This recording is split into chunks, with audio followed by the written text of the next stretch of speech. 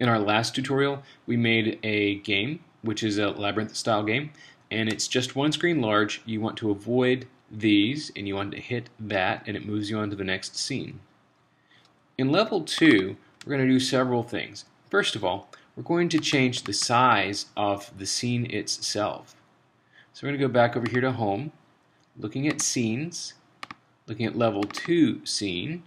We're going to the attributes, not of the whole game, but of the scene. We see here that the scene's attributes show the name of the scene, and one of the things we can change is the size. So what if we double this? 568 doubled is 1024. No, it's not. What is it? 568 times 2, 1136. So 1136. And 320 is 640. That one's easy. And now you can see that we technically have doubled each of the dimensions, but that's really made it 4 times as large because we're doubling it this direction and doubling it this direction. So now our scene is much larger, and so we can build a much more detailed and intricate maze. The same way that we created the walls for the first scene, you'll create walls for the second scene, and I'm not going to show those details here, but sort of like they do in a cooking show, I'm going to show you one that's already been created. So this looks like our maze. It's 4 times the area of an iPhone screen, twice as tall and twice as wide. And there's definitely a path and some ways through that you probably wouldn't want to go. I certainly could have made this a little bit more challenging, but it's a great first start. Now, what I need to do is to test it out. So all of the behaviors of the ball actor carried over into this scene because it's the same actor from the previous scene, it's just in a new scene. So all of the behaviors of the walls are still set, everything is good. So let's hit preview, and now we see that all of our behavior following the arrow keys still there. We can roll on through, and now we've lost the ball. So what we can do to make this work is to add a behavior to the ball. It is called a control camera behavior. Just drag this right up here. There's nothing to set on it. There's no properties to change. All that means is that the ball now has control of the camera. And the camera, in terms of our scene, is what this dotted line is for. So as our actor moves to the edge of this dotted or to the edge of this line, our scene is going to go with it. This is most easily noticed by just doing it. So as that ball reaches that line, now we're dragging the rest of the scene with us. Don't want to quite hit that dead bit right there because that will cause me to lose the game. But as I come this direction, it follows. As I reach the edge of the scene, it will follow in all 4 directions. Depending on how closely you want to require that ball to get to the edge before the scene follows, we can change that right back over here by clicking on this camera and then adjusting these draggable areas in. The closer to the center, the shorter the distance you go before the camera starts to follow you.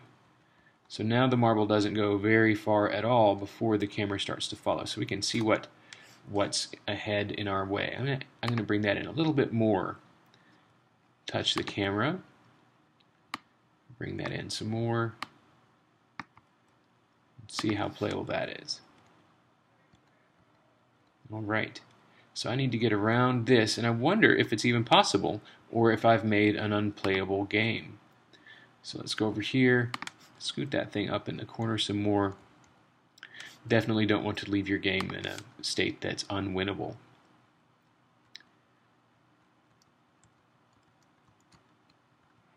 There, we can get around that one.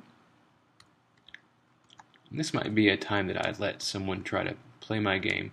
Ooh, I'm pretty sure I cannot get through there, but it looks like I'm gonna have to. So that's a time when I'd want my tester to come in and test it out and make sure I hadn't created something impossible. So what we learned here is that we can make the camera follow the actor by dragging in the control camera behavior, and that we can make a scene bigger than the previous scene. Now, what's our behavior here? What is our behavior when we reach that goal?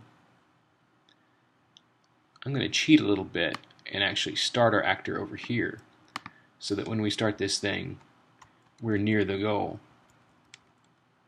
When we reach that, this actually starts us back at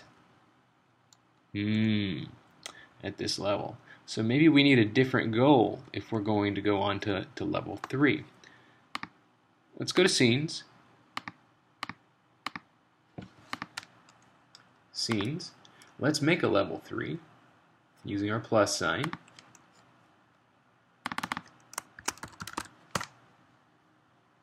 Let's go back into level 2. Change the behavior of this ball.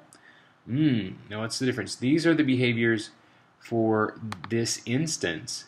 These are the behaviors for the prototype. The prototype says that we're going to, once we reach the goal, go to level 2. What if we, instead of saying level 2, just say next scene? That way, when we're looking at scene number 1, once we hit our target, we should go on to level 2.